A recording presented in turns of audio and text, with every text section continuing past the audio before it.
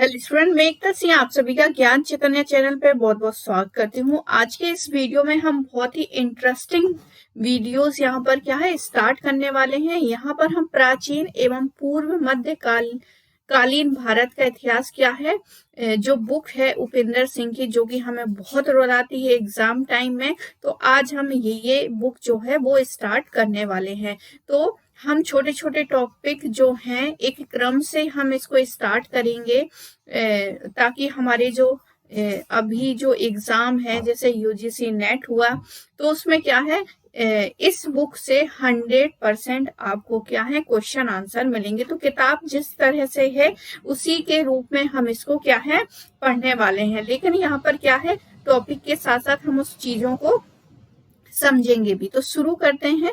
सबसे पहले यहाँ पर क्या है अध्याय संरचना के बारे में देख लेते हैं। सबसे पहला जो चैप्टर तो नहीं है, लेकिन यहाँ पर कुछ अध्याय संरचना के बारे में दे रखी है, जैसे कि प्रारंभिक भारतीय अतीत की अवधारणा, इसके बारे में ही यहाँ पर डिटेल है चैप्टर 1 से पहले। तो यहाँ पर सबसे पहले यहाँ पर कौन कौन सी चीजें देखेंगे कि भारतीय उपमहाद्वीप के प्रमुख भू आकृति विभाजन, भारतीय अतीत के विभाजन की रूपरेखा और प्रारंभिक भारतीय इतिहास की बदलती हुई व्याख्याएं भी इसमें देखने वाले हैं, और नवीन इतिहास लेखन और अलिखित इतिहास के बारे में भी यहाँ पर क्या है बातें कही गई हैं। और यहाँ पर क्या है ये प्रस्तुतिकरण, मतलब चैप्टर 1 से पहले जो एक छोटा सा यहाँ पर प्रस्तुतिकरण दिया गया है बहुत ही सुंदर ढंग से। तो यहाँ पर सबसे पहले यहाँ पर एक पैराग्राफ दिया गया है जिसमें बताया गया है कि पुराणों में अंडाकार ब्रह्मांड की क्या की गई है, कल्पना की गई है। तो पुराणों में अंडाकार ब्रह्मांड की कल्पना की गई है, जो ऊर्ध्वाधर रूप से स्वर्णलोक,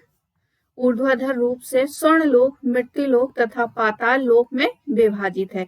तो यहाँ पर पुराणों की सबसे पहले बात की गई है कि यहाँ पर ब्रह्मांड की कल्पना हमें पुराणों में मिलती है, जिसमें स्वर्गलोक, मृत्युलोक और पातालोक 3 भाग में डिवाइड कर रखा है। किसको? ब्रह्मांड को। पृथ्वी की संकल्पना एक समतल चकली के रूप में की गई है, जिसमें भूखंड के 7 संकेंद्रीय मंडलक हैं तथा इसके बीच क्या है क्रमशः खारा पानी, चाशनी, मृद, घृत, घी, दही, दुग्ध तथा शुद्ध पानी के सागरों का अस्तित्व है। जम्बू द्वीप पृथ्वी के केंद्र में स्थित है, जिसका दक्षिणी भाग क्या कहलाता है? भारत वर्ष कहलाता है। तो कभी कभी एग्जाम में क्या है सीधे से सीधे इस बुक से क्या है कोटेशन पूछता है। क्या पूछता है? कोटेशन पूछता है, और फिर पूछता है कि ये कोटेशन किस ग्रंथ से लिया गया है। तो इस बुक को हमें पढ़ना बहुत ही ज्यादा क्या है इम्पोर्टेंट है। आगे देखते हैं। जिसके ठीक मध्य भाग में स्वर्ण मेरु पर्वत श्रृंखला का उदय होता है। इसके भारतवर्ष नामकरण के पीछे लगाए जाने वाली बहुत सी अनुमानों में एक मत है कि भारत कहे जाने वाले लोग दुष्यंत और शकुंतला से उत्पन्न प्रसिद्ध पुत्र भरत की संतति है। इस प्रकार पुराणों में भूगोल और सृष्टि वर्णन का अद्भुत सम्मिश्रण देखा जा सकता है। भारतवर्ष के विषय में पौराणिक मान्यता है कि यह 9 खंडों में बटा हुआ है, जो परस्पर समुद्रों के द्वारा पृथक होते हैं, किंतु इसके पर्वत, नदियों और अन्य स्थानों जिसमें से कुछ पहचान की जा सकती है का उल्लेख देखकर ऐसा लगता है कि इन ग्रंथों के रचनाकार भारतीय उपमहाद्वीप के विभिन्न भागों से भी क्या थे परिचित थे, और उन्हें एक संस्कृति इकाई के रूप में देखते थे। तो यहाँ पर क्या है पुराणों के बारे में जो चीजें लिखी गई हैं, मतलब पुराणों का ही क्या है यहाँ पर एक अंश दिया गया है, जिसमें क्या है भारतवर्ष की कल्पना की गई है कि किस प्रकार से भारतवर्ष है, और और यहाँ पर बताई गई है कि इसके जो रचनाकार हैं वो भारतीय उपमहाद्वीप के विभिन्न भागों से परिचित थे और उन्हें क्या है, इन सभी को क्या है, एक ही सांस्कृतिक इकाई के रूप में देखते थे। आगे यहाँ पर बात की गई है कि बाहरी दुनिया के लिए सिंधु नदी इस उपमहाद्वीप का प्रतिनिधित्व करती है। सिंधु का उद्गम जो है तिब्बत के पठार से होता है तथा वहां से 3200 किलोमीटर दक्षिण पश्चिम में उपजाऊ मैदान से बहती हुई अरब सागर में क्या हो जाती है, गिर जाती है। अब यहाँ पर इंडिया, हिंदू और हिंदुस्तान, चूंकि ये क्या है, भारत के ही नाम है, तो इंडिया, हिंदू तथा हिंदुस्तान जैसे शब्दों की उत्पत्ति इसी नदी के नाम से जुड़ा हुआ है। कौन सी नदी? ये सिंधु नदी के नाम से ही क्या है, इंडिया, हिंदू और हिंदुस्तान का नाम जुड़ा हुआ है। प्राचीन चीनी स्रोत इस भूमि को शेनतु, प्राचीन चीनी स्रोत इस भूमि को, मतलब भारतवर्ष का जो क्षेत्र है उसको क्या बोलते थे, शेनतु बोलते थे। ग्रीक ग्रंथों में से इंडिया कहा है, तो ग्रीक ग्रंथों में क्या कहा है, इंडिया कहा है, जबकि फारसी लेखों में से हिंदू को डेरियस की अखमनी राज्य के साम्राज्य का हिस्सा माना जाता है। प्रारंभिक रूप में ये सभी शब्द जो है सिंधु नदी की निचली घाटी के लिए प्रयुक्त होते थे, किंतु फिर बाद में कालांतर में इन शब्दों का बृहत भौगोलिक अर्थ होने लगा। तो स्टार्टिंग में क्या है, सिंधु नदी की जो निचली घाटी है उस घाटी में जो भी स्थित क्षेत्र थे उन सभी के लिए बोला जाता था, लेकिन फिर धीरे धीरे क्या है, इन शब्दों को बृहत मतलब बहुत बड़े भौगोलिक का अर्थ क्या है प्राप्त होने लगा। मेगस्थनीज जिसने इंडिका लिखी है उसने 4वीं शताब्दी ईसा पूर्व में चंद्रगुप्त मौर्य के काल में भारत की यात्रा की और उसने संपूर्ण भारतीय उपमहाद्वीप के लिए क्या किया, इंडिया शब्द का प्रयोग किया था। तो यहाँ पर इम्पोर्टेंट फैक्ट ये है कि मेगस्थनीज जिसने इंडिका लिखी थी उसने, जिसने 4वीं शताब्दी ईसा पूर्व में चंद्रगुप्त मौर्य के काल में भारत की यात्रा की थी और उन्होंने ही क्या है, संपूर्ण उपमहाद्वीप के लिए क्या है, इंडिया शब्द का प्रयोग किया था। तो इम्पोर्टेंट फैक्ट हमें यहाँ से मिल जाता है कि इंडिया शब्द का प्रयोग किसने, कौन सी पुस्तक में मिलता है हमें, तो इंडिका में मिलता है। और किसके द्वारा, तो मेगस्थनीज के द्वारा इस शब्द का प्रयोग किया गया था, इंडिया। अब अरब और ईरान के स्रोतों में भारत को संपूर्ण भूमि के लिए हिंदुस्तान का प्रयोग किया गया तथा यहाँ के निवासियों के लिए हिंदू का प्रयोग हुआ। इस प्रकार संपूर्ण भारतीय उपमहाद्वीप को अति प्राचीन काल से एक भौगोलिक और सांस्कृतिक इकाई के रूप में देखा जाता रहा, जबकि भारत, पाकिस्तान, नेपाल, भूटान, बांग्लादेश, श्रीलंका जैसे राष्ट्रों का अस्तित्व उसकी तुलना में अति आधुनिक है। यही कारण है कि जब भी दक्षिण एशिया के समेकित प्राचीन भारत का अध्ययन करना हो तब आधुनिक राजनीतिक विभाजनों को नजरअंदाज करते हुए भारतीय उपमहाद्वीप के विविध घटकों को एक ही सांस्कृतिक पटल पर देखा जाना आवश्यक हो जाता है।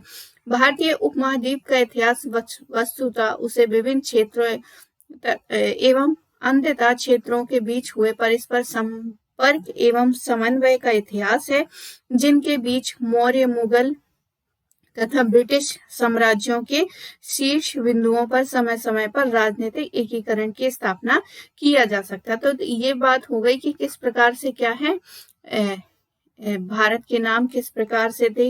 इंडिया शब्द का प्रयोग जो है सबसे पहले मेगस्थनीज ने 4वीं शताब्दी ईसा पूर्व में किया था अपनी भारत यात्रा के दौरान। तो ये सारी बातें क्या है, बहुत इंपॉर्टेंट है और इस बुक में जो भी आपको फैक्ट मिलेगा वो 100% क्या है, आपको सही मिलेंगे। कोई भी फैक्ट ऐसे नहीं है जो क्या है गलत है। तो ये बुक बहुत ही इम्पोर्टेंट है। आगे देख लेते हैं जल्दी से। भारतीय उपमहाद्वीप के प्रमुख भू आकृतिक संगठन। तो उपमहाद्वीप की प्राकृतिक सीमाएं तो सुनिश्चित हैं, किंतु उसके भीतर विलक्षण पर्यावरणीय विविधताएं उपस्थित है। मतलब यहाँ पर जो प्राकृतिक सीमा तो ठीक है, सुनिश्चित है, लेकिन उसके अंदर जो है पर्यावरणीय विविधता बहुत सारी है। हालांकि समान अक्षांश पर उपस्थित अन्य क्षेत्रों से यहाँ के मौसम की समानता देखी जा सकती है, परंतु हिमालय और पश्चिमी घाट के द्वारा यहाँ बहुत भिन्नताएं देखी जा सकती हैं। हिमालय जहाँ एक और उत्तर से चलने वाली बर्फीली हवाओं को रोकता है और जाड़े के मौसम में सिंधु गंगा के मैदानों की क्या करता है, रक्षा करता है, वहीं दूसरी ओर क्या है, गर्मी के मौसम में वर्षा धारण करने वाले दक्षिण पश्चिमी मानसून हवाओं को भी अपने पार नहीं जाने देता।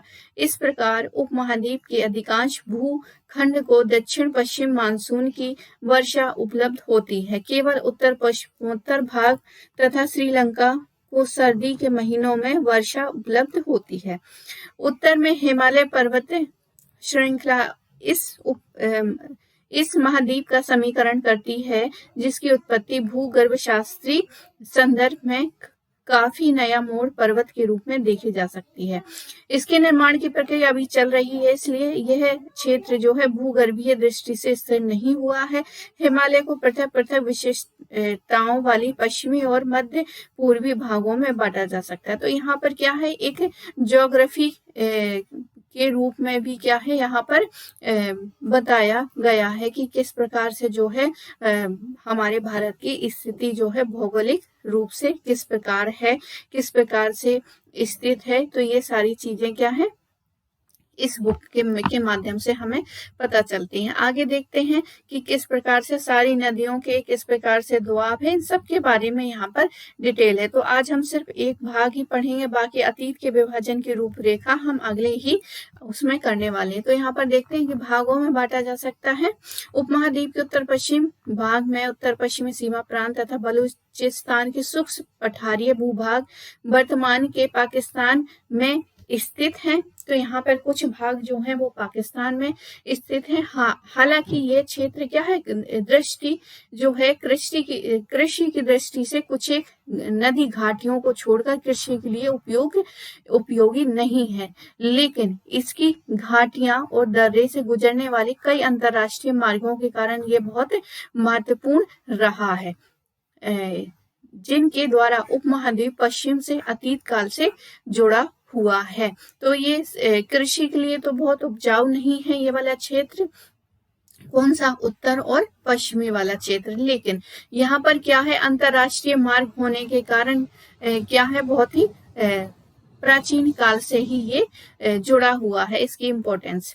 आगे है राजस्थान के थार मरुस्थल। अभी हम बात कर रहे थे उत्तर पश्चिम की, अब हम राजस्थान यानी पश्चिम भारत की हम बात कर रहे हैं। तो राजस्थान के थार मरुस्थल यानी मरुभूमि में अधिक सूक्ष्म परिस्थितियां हैं, जहां के अपेक्षाकृत कम ऊंचे पठार और बलुआई टिम्बे इस पूरे पठारीय क्षेत्र को देखे जा सकते हैं। उत्तर पश्चिमी पर्वत श्रृंखला तथा थार मरुभूमि के क्षेत्र सिंधु नदी से प्लावित सिंध प्रांत एक भौगोलिक अपवाद कहा जा सकता है। इस नदी का उत्तरी हिस्सा तिब्बत तथा लद्दाख में पड़ता है, जहां से अपनी अनेक सहायक नदियों के साथ भारत तथा पाकिस्तान के पंजाब को अति उर्वर बनाती हैं। तो यहाँ पर कुछ क्षेत्र जो है बहुत उपजाऊ है, क्योंकि यहाँ पर जो है बहुत सारी सहायक नदियां यहाँ पर आती हैं, जो कि भारत तथा पाकिस्तान के पंजाब क्षेत्र को क्या बनाती हैं, उर्वरक बनाती हैं।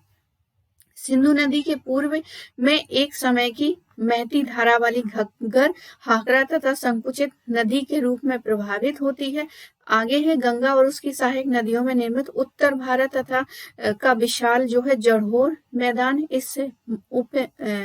इस महाद्वीप की दूसरी सबसे महत्वपूर्ण भौगोलिक इकाई है। मैदान का पश्चिमी हिस्सा दोआब मतलब दो नदियों के बीच का क्षेत्र जो है दोआब कहलाता था, और उसी को क्या है, दोआब बहुत, क्योंकि यहाँ पर दो नदियां हैं और इस क्षेत्र को क्या है, दोआब बोला गया है। तो ये बहुत ही उपजाऊ हुआ करता था। गंगा जमुना दो नदियां के बीच की भूमि को क्या कहा जाता था, दोआब कहा जाता था। भारत का मध्य भाग वर्तमान के पूर्वी उत्तर प्रदेश और बिहार प्रांत का भाग है, जबकि मैदान मैदान का पूर्वी हिस्सा गंगा और ब्रह्मपुत्र का डेल्टा आधुनिक पश्चिम बंगाल, असम और बांग्लादेश का हिस्सा है। विंध्य पर्वत श्रृंखला उत्तर के मैदानी इलाकों को प्रायद्वीप भारत से अलग करती है, जबकि अरावली की पहाड़ियां थार मरुस्थल को मध्य भारत से क्या करती हैं, पृथक करती हैं। मालवा का पठार अपनी दो प्रमुख नदियां नर्मदा और ताप्ती के साथ क्या है, अरावली और मध्य भारतीय पर्वत श्रृंखला के बीच स्थित है। प्रायद्वीपीय भारत का एक पुरातन तथा अपेक्षाकृत भूभागीय स्थायित्व की भूमि है। भारतीय उपद्वीप का भूदृश्य पठारों, मैदानों, उर्वर नदियों और घाटियों से भरा पड़ा है। प्रायद्वीप भारत का महत्वपूर्ण हिस्सा जो है दक्कन का पठार है। तो ये दक्षिण भारत की यहाँ पर बात हो रही है, दक्षिण भारत की। तो प्रायद्वीपीय भारत की प्रमुख नदियां महानदी है, कृष्णा है, गोदावरी है, पेन्नार है, कावेरी है। प्रायद्वीपीय भारत का महत्वपूर्ण हिस्सा दक्कन का पठार है, जिसका निर्माण अत्यंत प्राचीन ज्वालामुखी से बाहर आए लावा के कारण हुआ है। पूर्वी घाट व पश्चिमी घाटों से परे समुद्र के संकीर्ण तटीय मैदानी हिस्सों का क्रमशः कोरोमंडल तट और मालाबार कोंकण कहते हैं। प्रायद्वीपीय भारत के सुदूर दक्षिण में नीलगिरी, अन्नामलाई व कार्डामम हिल स्थित है, जो मन्नार की खाड़ी के द्वारा श्रीलंका द्वीप से अलग होता है।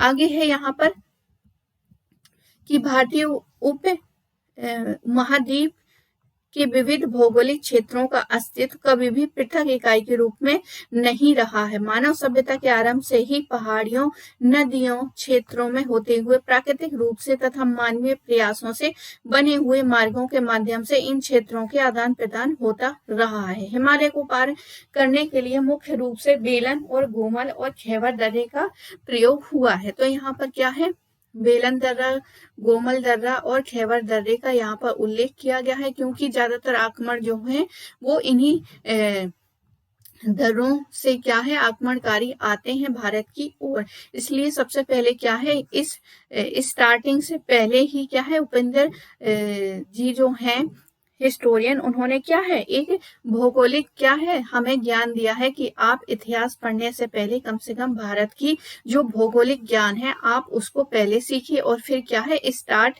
करिए इतिहास को पढ़ना। तो ये सब चीजें आपको पता होनी चाहिए। गोमल दर्रा, बेलन दर्रा, खैबर दर्रा कहाँ पर पड़ता है? भारतीय उपमहाद्वीप को चीन, मध्य एशिया, पश्चिम एशिया तथा यूरोप से जोड़ने के लिए बहुत सारे स्थल मार्गों का जाल सा बिछा हुआ है। भारतीय उपमहाद्वीप को 7,500 किलोमीटर की लंबी तटीय रेखा में अनादिकाल से मछली पकड़ने और नाविक समुदाय निवास करते आ रहे हैं तथा दक्षिण उपमहाद्वीप का संबंध इन तटीय हिस्सों को हिंद महासागर के बड़े संसार का हिस्सा रहा है, जिसमें दक्षिण पूर्वी एशिया तथा फारस की खाड़ी भी सम्मिलित की गई है। आगे है प्राकृतिक भूदृश्य मानव जीवन शैली को हमेशा प्रभावित करती रही है और यह प्रभाव किसी भी भौगोलिक क्षेत्र के निवासियों के बौद्धिक विकास के साथ साथ उनके जीवन शैली के रूप में विरूपित होता है। किसी क्षेत्र के मौसम, मिट्टी तथा प्राकृतिक संसाधन, वहां रहने वाले लोगों के जीवन निर्वाह की शैली, आवास संरचना, जनसंख्या घनत्व तथा व्यापार को बहुत प्रभावित करते हैं। किंतु दूसरी ओर मनुष्य अपने प्रयासों से अपने पर्यावरण को रूपांतरित करने की क्षमता रखता है। यही कारण है किसी विशिष्ट पर्यावरणीय परिप्रेक्ष्य में मानवीय अतीत का अध्ययन सांस्कृतिक विकास के साथ साथ अन्य क्षेत्रों के साथ रहे अंतर संबंधों के अध्ययन में क्या है, सहायक होता है। हालांकि हम जानते हैं कि पर्यावरण का अपना भी इतिहास रहा है और वर्तमान में उप महाद्वीपीय वातावरण में अतीत की अपेक्षा बदलती हुई परिस्थितियों में परिवर्तन को समझा जा सकता। तो ये रहा यहाँ पर क्या है, जो भौगोलिक ज्ञान है वो यहाँ पर हमें देखने को मिलता है छोटे से ही रूप में। आगे है भारतीय अतीत की अब किस प्रकार से विभाजन या रूपरेखा है, तो इसको हम अगले वीडियो में देखेंगे। तो बिल्कुल जो बुक है उसी को हम यहाँ पर देखने वाले हैं, क्योंकि ये एग्जाम के पॉइंट ऑफ व्यू से बहुत ही इम्पोर्टेंट है और इसके फैक्ट जो है बहुत ही रोचक हैं और आपको पढ़ के बहुत ही मजा आने वाला है। तो बने रहिए हमारे वीडियो के साथ। मिलते हैं एक और नई वीडियो के साथ। पूरा वीडियो देखने के लिए आप सभी का बहुत बहुत धन्यवाद।